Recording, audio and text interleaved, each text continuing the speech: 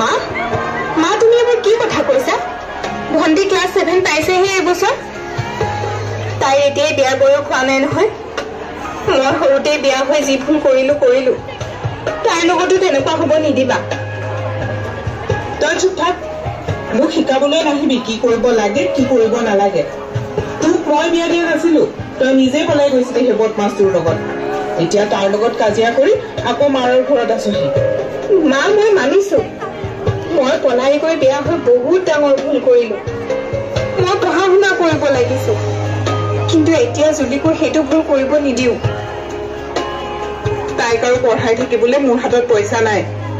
তোৰ দেউতাৰে ঢুকুৱা 3 বছৰেই হ'ল। মোৰ হাতৰ জমা টকাও বেছি নাই। মা মই স্কুললৈ যাওঁ। ৰিকি ৰেডি হোৱাই নাই। তালৈ ৰৈ থাকিবলৈ মোৰ সময় নাই। আজি বিজ্ঞানৰ বাইদেৱে আমাৰ পৰীক্ষা ল'ব, গতিকে মোৰ লৰালৰি।